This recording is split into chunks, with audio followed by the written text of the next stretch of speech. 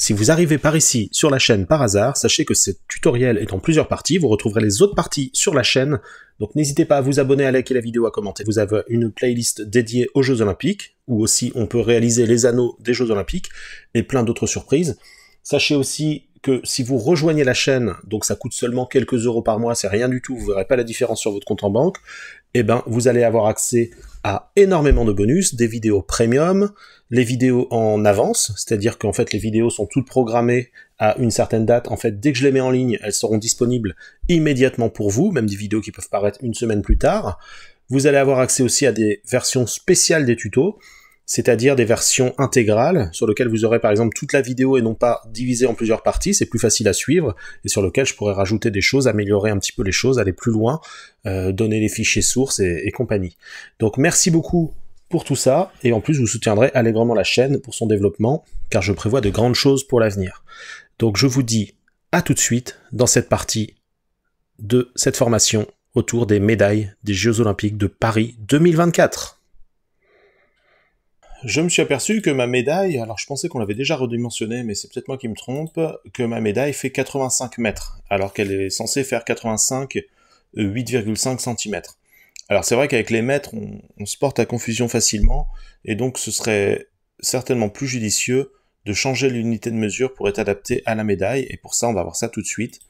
Donc ici, je clique sur cette petite icône dans les propriétés, voilà, les propriétés de la scène, et je vais voir ici dans Unité, je déplie, Système d'unité, je vais passer de métrique à, attention, non c'est pas ici, ici je reste en métrique, longueur, je vais mettre ici des centimètres, voire des millimètres, non on va rester sur des centimètres, on va se mettre en centimètres. Hop, je me mets en centimètres, et maintenant, je vois bien que là, je dois diviser par 100, même par 1000, en fait, pour obtenir la valeur de tout ça en centimètres, vu que j'étais sur une échelle beaucoup trop importante. Donc je sélectionne tout l'ensemble de mes objets, je fais bien attention d'avoir sélectionné le centre, le cercle et la soudure, et je fais un S divisé, slash du pavé numérique, par 1000. Voilà, et là je vois bien que je suis bien sur 8,5 cm, etc. Et je fais un point du pavé numérique pour recentrer sur mon objet en question, sur mes objets. Et voilà, là je me retrouve bien en centimètres, avec les valeurs de 8,5, la taille de la médaille. Donc voilà, pour le changement du système métrique, je vais remettre mon modèle en visibilité ici. Alors, c'est pareil, cette photo-là, elle est restée sur les anciennes valeurs. Donc je vais faire S divisé par 1000, donc 1, 0, 0, 0. Tac, je fais le point du pavé numérique, et je me retrouve dans la bonne situation. Normalement, ça doit être au même endroit. J'ai pas l'impression que ce soit au même endroit. Et ben c'est pas grave, je vais recentrer ma photo qui est partie un peu ailleurs. Donc sur éléments ici, je vais remettre la valeur à 0 en X et en Y aussi. Point du pavé numérique, et là, ça y est, j'ai bien ça au centre et tout. Et la médaille, hop, la médaille aussi n'est pas au centre de ma scène. Donc là, j'ai tout sélectionné. Et je vais remettre tout ça au centre aussi. 0, 0, 0. Non, ça va pas. Hop, je sélectionne tout ça. Je me mets en vue de dessus. Ici, et je déplace avec G. Ici, je remets au centre.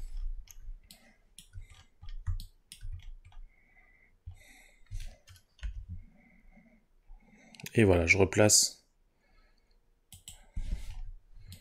ici. Bon, je vais cacher mon objet vide ici et remettre ces éléments-là au centre. Voilà. Mes organes de soudage ici aussi au centre.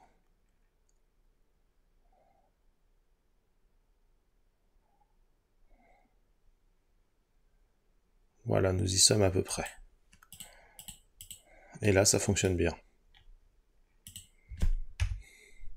Qu'est-ce qui se passe? Hop.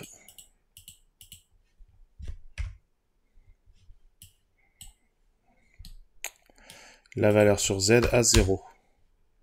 Et celui-là aussi, la valeur sur Z à 0. Voilà, on replace un peu les éléments pour remettre tout à la bonne échelle. Et là, on devrait être pas trop mal. Je vais relever un petit peu ça, GZ, voilà, on réajuste. Et voilà, pour redimensionner, comme ça dans cette petite courte vidéo, vous voyez comment j'ai redimensionné mon objet. J'ai replacé les soudures au centre de la scène, et on a changé en plus les unités en centimètres plutôt qu'en mètres. Donc ce sera très instructif, je pense, avant de continuer